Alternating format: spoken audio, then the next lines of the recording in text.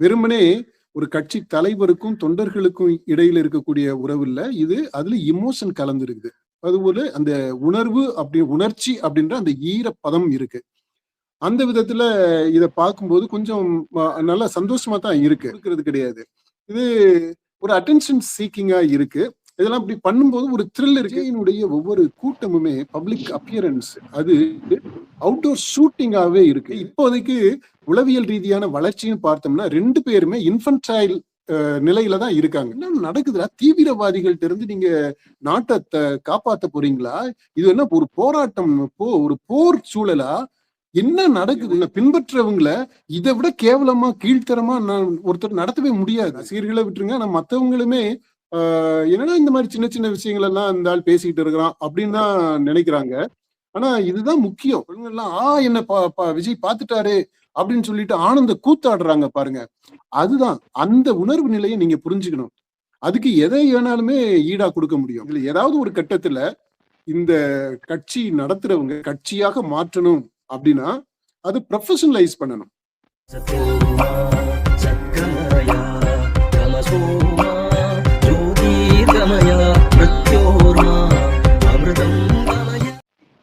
இந்த விஜயோட பிரச்சாரத்தை எடுத்துக்கிட்டா விஜயோட பிஹேவியரும் சரி, ரசிகர்களோட பார்க்க வர்றவங்களுடைய பிஹேவியரும் சரி வேற மாதிரி இருக்கு. அவங்க வந்து ஒரு பிளாஸ்ட் பண்றது, வைப் பண்ற ரேஞ்ச்லயே தான் 2 பேருமே பண்ணிக்கிறாங்க. இவங்க பூ தூக்கி போட்டா அவரும் இப்ப வந்து புதுசா பூவை தூக்கி அவங்க மேல போடுறாரு. அதுக்கு உடனே வந்துட்டு மக்களை ஆராதிக்கும் தலைவன் அப்படின்னு சொல்லிட்டு பயங்கரமா போட்டிட்டு இருக்கிறாங்க.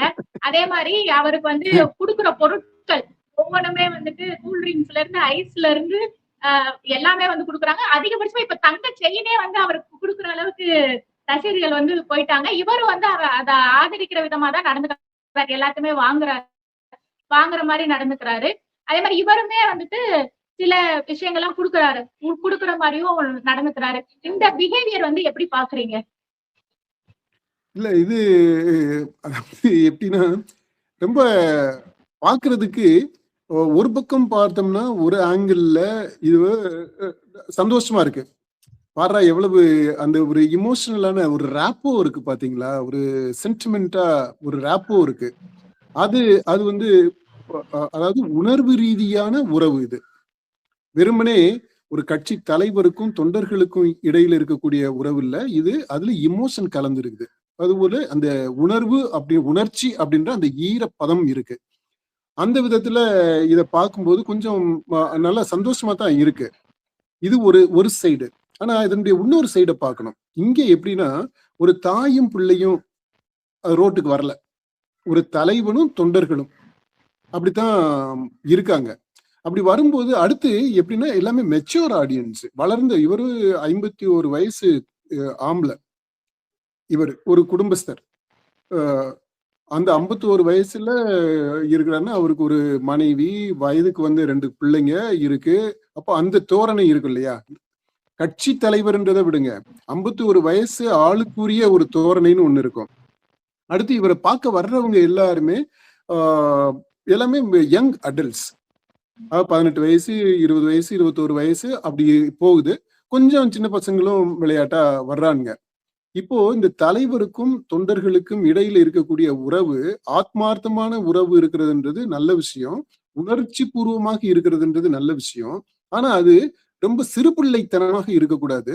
ஒரு பப்ளிக் நியூசன்ஸா இருக்கக்கூடாது. இது ஆங்கிலத்துல ஒரு வார்த்தை சொல்றதுன்னா வெரி இன்ஃபன்டைல் ரிலேஷன்ஷிப். இந்த உறவுன்றது ஒரு குழந்தை பருவத்து உறவு இருக்குது பாத்தீங்களா? சின்ன பசங்க எப்படி ரிலேட் பண்ணிக்குவாங்க, அந்த மாதிரியான உணர்வு நிலையில, மனநிலையில, வளர்ச்சி நிலையில உறைஞ்சு போயிருக்குது. உளவியல் ரீதியாக வளர்ச்சி இருக்குது இல்லையா?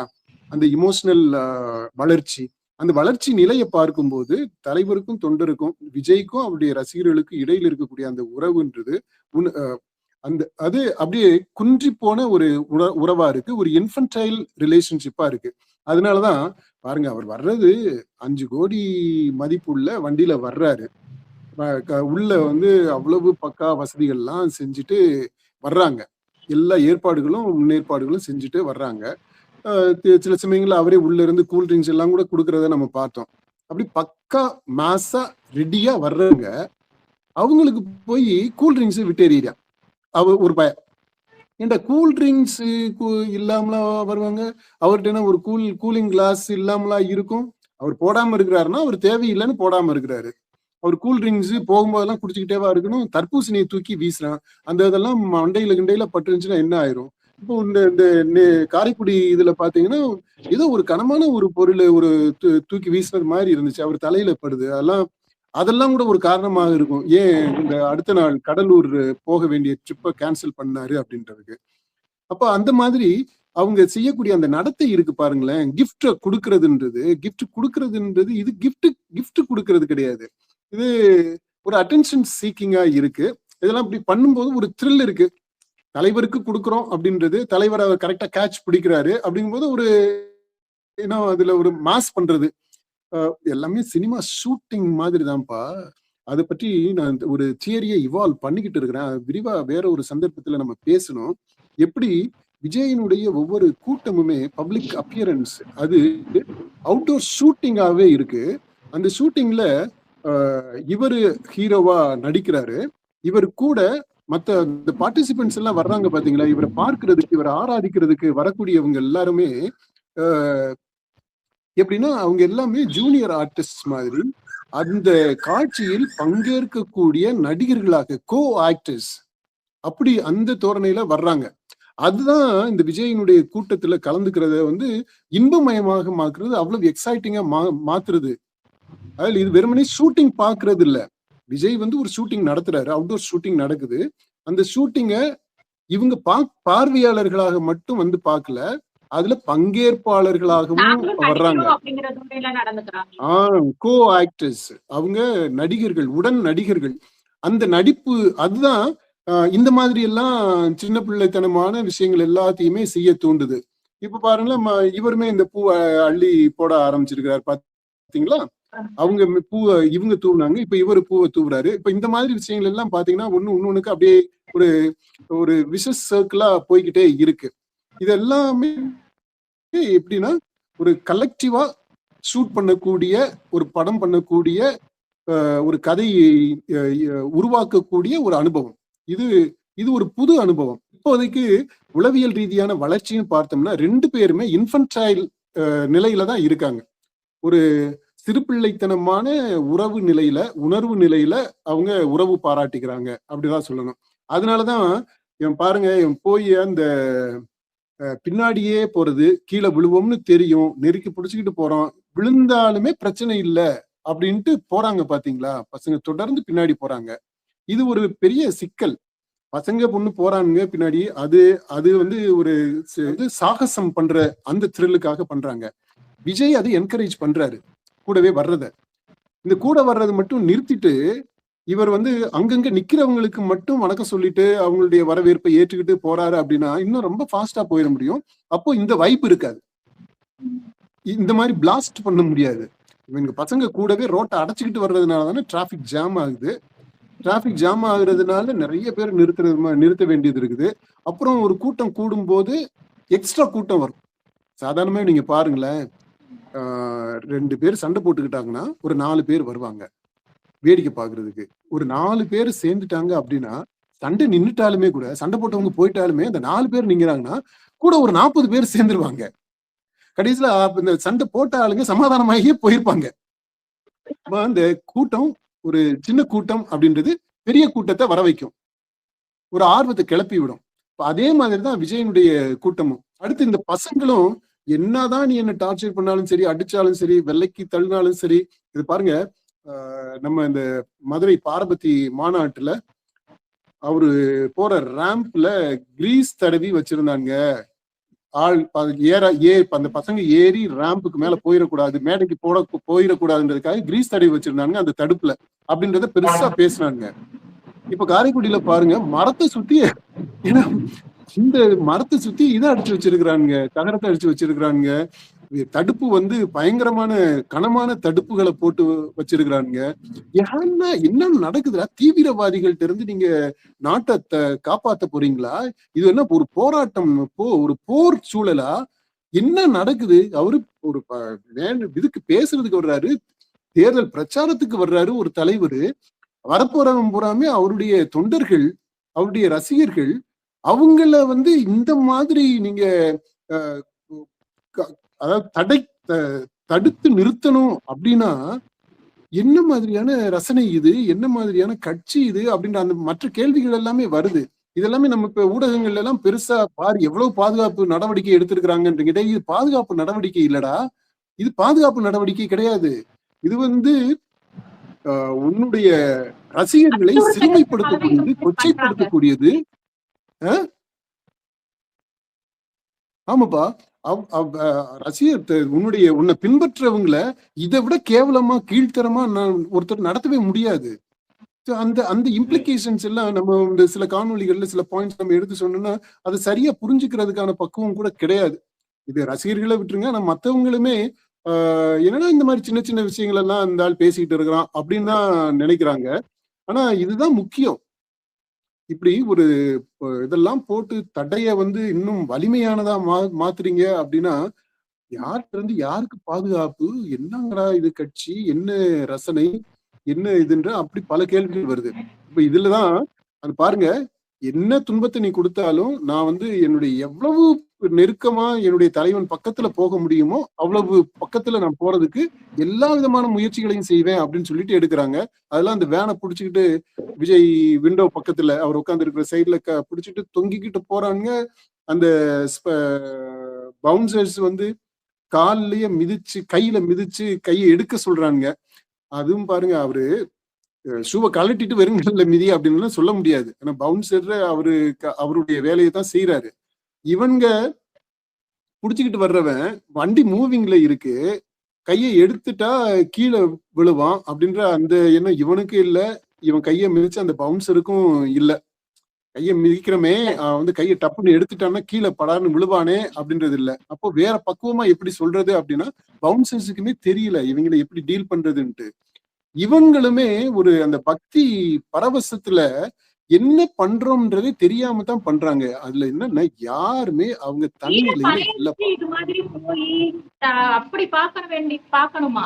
உயிரை பணைய வச்சுதானே போறாங்க இந்த மாதிரி எல்லாம் பண்றது. ஆமா ஆமா, குடும்பம் பாதிக்கிறதை யோசிக்காமல போறாங்க. நீங்க அறிவுபூர்வமா பேசுறீங்க, ரேஷனலா பேசுற நம்ம வந்து வெளியில இருந்துட்டு பேசுறது ஈஸி. அவங்களுக்கு வந்து உயிர், இந்த வாழ்க்கை, இந்த இந்த ஜென்மம் எடுத்ததே எதுக்கு அப்படின்னா என்னுடைய கடவுளாக இருக்கக்கூடிய விஜய தரிசிக்கிறதுக்கு தான், அவருக்காகத்தான். அவர் பார்க்கிற இந்த ஒரு நொடி போதும், இப்படியே செத்து போயிட்டா கூட பரவாயில்ல அப்படின்றது மாதிரி அந்த பாட்டெல்லாம் இருக்கும் பாத்தீங்களா. அந்த மாதிரி அந்த ஒரு நொடி பரவசம், அந்த ஒரு நொடி யூனியன் வித் மை காட், அந்த இறைவனோடு ஒன்றிப்பு, அந்த இறைவனுடைய கடைக்கன் பார்வையை மேல பற்றுச்சு அப்படின்னாலே அந்த அந்த பரவசம். இந்த சில பெண்கள்லாம் என்ன விஜய் பார்த்துட்டாரு அப்படின்னு சொல்லிட்டு ஆனந்த கூத்தாடுறாங்க பாருங்க. அதுதான் அந்த உணர்வு நிலையை நீங்க புரிஞ்சுக்கணும். அதுக்கு எதை வேணாலுமே ஈடா கொடுக்க முடியும். இது வந்து எப்படின்னா அந்த காதல் முற்றிய நிலை. அதுல ஒரு காதலனோ ஒரு காதலியோ என்ன பண்ணுவாங்க, தன்னுடைய காதலனுக்கு காதலிக்கு அங்க போய் அறிவுபூர்வமா வேலை செய்யணும் அப்படின்ட்டு நீங்க எதிர்பார்க்க முடியுமா? காதலிச்ச அனுபவம் உள்ளவங்களுக்கு எல்லாம் தெரியும். அது அங்க வந்து அறிவுக்கு வேலை கிடையாது, உணர்வு தான், இதயம் தான் எல்லாத்தையுமே டிக்டேட் பண்ணக்கூடியதாக இருக்கும். அப்படிப்பட்ட ஒரு நிலையில தான் இந்த ரசிகர்கள் இருக்கிறாங்க. அதை நம்ம புரிஞ்சுக்கிறோம், அதை நம்ம அந்த உணர்வு நிலையை மதிக்கிறோம். ஆனா அதை நியாயப்படுத்த முடியாது. இந்த மாதிரி ஒரு பொது வெளியில வந்து அவங்க தனிப்பட்ட அளவுல அவங்களுக்கும் அவங்களுடைய தலைவருக்கும் அந்த கடவுளுக்கு இருக்கக்கூடிய உறவை அவங்களுடைய அறையில வச்சுக்கிறாங்க, அவங்களுடைய வீட்டுல வச்சுக்கிறாங்க, அவங்களுடைய சின்ன நண்பர்கள் சர்க்கிள்ல வச்சுக்கிறாங்க அப்படின்றது வேற. ஆனா இது வந்து பொதுவெளி. பொதுவெளியில இந்த கடவுளை நம்பாதவங்களும் இருப்பாங்க, இந்த கடவுளை பிடிக்காதவங்களும் இருப்பாங்க, இந்த கடவுளுக்கு எதிரானவங்களும் இருப்பாங்க, எல்லாருமே இருப்பாங்க. அதனால விஜய் ரசிகர்கள் தான் எல்லாரும் அப்படின்றது கிடையாது.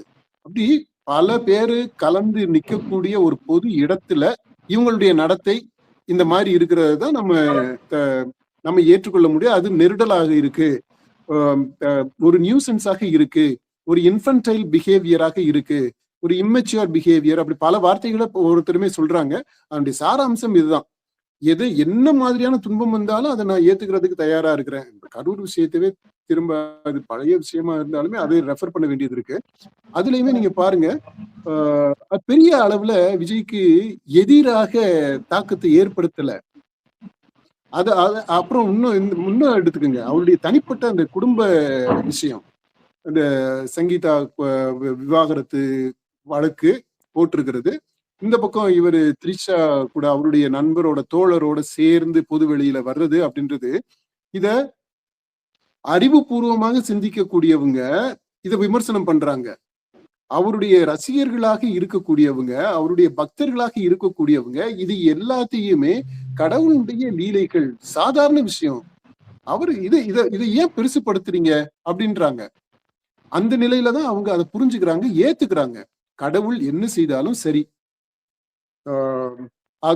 அதுதான் அந்த பக்தர்களுடைய மனநிலை, அந்த ரொம்ப தீவிரமான காதலர்களுடைய மனநிலை. அதனால எதை வேணாலும் செய்வாங்க, எந்த எக்ஸ்ட்ரீமுக்கும் போவாங்க. இது ஒரு பக்கம். இதனுடைய இன்னொரு பக்கம் என்னன்னா, இந்த வெறி இந்த பொது வெளியில கோபமாக வெளிப்படுதுன்னு வச்சுக்கிறோம். என்னுடைய தலைவர் இப்ப தோத்துட்டாரு அப்படின்னா அதை ஏத்துக்க முடியாது. கடவுள் எப்படி தோற்க முடியும்? கடவுளை நீங்க கோட்டையில தான் கொண்டு போய் உட்கார வைக்கணும், அதுதான் இலக்கு.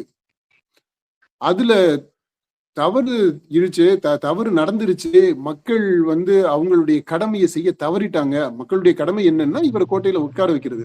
அதை செய்ய தவறிட்டாங்க அப்படின்னா இதை ஏற்றுக்கொள்ள முடியாது. தீவிரமான இந்த காதலர்கள், காதல் வெறியோட இருக்கிறாங்க இல்லையா, பக்தர்களா இருக்கிறாங்க இல்லையா, அந்த தீவிர பக்தர்கள், அவங்க இந்த பக்தின்றது விஜய் மேல, கடவுள் மேல இருக்கக்கூடிய பக்தி இந்த பக்கம் கோபமா, ஆத்திரமா, ஆங்காரமா, வெறியா திரும்பும் போது பொது வெளியில சேதாரத்தை ஏற்படுத்தக்கூடியதாக ஆயிடும். பொது மக்களுக்கு உயிர் சேதத்தை ஏற்படுத்தக்கூடியதாகவும் ஆயிடும். அதனுடைய நான் 2 எக்ஸ்ட்ரீமை நான் சொல்றேன். இது இப்படிதான் இருக்கும்னு இல்லை, ஆனா இந்த 2 எக்ஸ்ட்ரீமும் அதுதான் இந்த பிஹேவியர், இந்த பினாமினுடைய இது அதை புரிஞ்சுக்கிறணும். இப்படி இந்த மாதிரி இருக்கும். இதுக்கு இடையில தான் விஜயனுடைய ரசிகர்கள் அங்க இங்கேயுமா ஊசல் ஆடிக்கிட்டு இருக்கிறாங்க. இது உளவியல் ரீதியாக நம்ம புரிஞ்சுக்க வேண்டியது. பண்பாட்டு ரீதியாகவுமே இது நம்ம பெரிதா உள்வாங்கி வச்சிருக்கிறோம். அதனால ரசிகர்களை நம்ம குறை சொல்ல முடியாது, ரசிகர்களை நம்ம புரிஞ்சுக்கிறோம். ஆனா அந்த ரசிகர்கள் செய்யக்கூடிய எல்லா செயலையும் நாம அங்கீகரிக்கிறது கிடையாது. அது நியாயப்படுத்த முடியாது, நியாயப்படுத்தவும் கூடாது. இதுல ஏதாவது ஒரு கட்டத்துல இந்த கட்சி நடத்துறவங்க கட்சியாக மாற்றணும் அப்படின்னா அது ப்ரொஃபஷனலைஸ் பண்ணணும். கட்சிய ஒரு ப்ரொஃபஷனல் கட்சியாக கொண்டு வரணும். அப்போ அதற்கு ஏற்றது மாதிரி சில அதுக்குன்ட்டு ஒரு லைஃப் ஸ்டைல் இருக்கு, ஸ்டைல் ஆஃப் ஃபங்க்ஷனிங் இருக்கு. அதை நம்ம கொண்டு வரணும். எப்படி ஒவ்வொருத்தர் தனிப்பட்ட ஆளுக்குமே ஒரு லைஃப் ஸ்டைல் ஒண்ணு இருக்குது இல்லையா, அந்த மாதிரி ஆர்கனைசேஷனுக்குமே ஒரு ஸ்டைல் இருக்கு, ஒரு ஸ்ட்ரக்சர் இருக்கு, ஒரு சிஸ்டம்னு ஒண்ணு இருக்கு. அது அந்த இதுக்குள்ள கொண்டு வரணும். அப்படி கொண்டு வரும்போது தொண்டர்களாக பழக்க வேண்டி இருக்கும், பயிற்சி கொடுக்க வேண்டி இருக்கும்.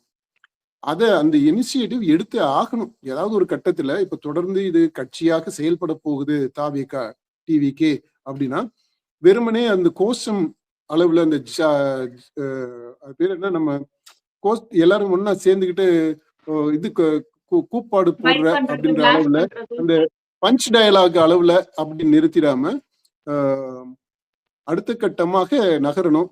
அதற்கான முயற்சிகள் அடுத்து செய்வாங்கன்னு நினைக்கிறேன். பட் அஸ் ஆஃப் நவ் இது அந்த நடத்தை என்பது புரிந்து கொள்ள முடியும், புரிந்து கொள்ளக்கூடியது. ஆனால் அதை நம்ம அப்ரூவ் பண்ண முடியாது.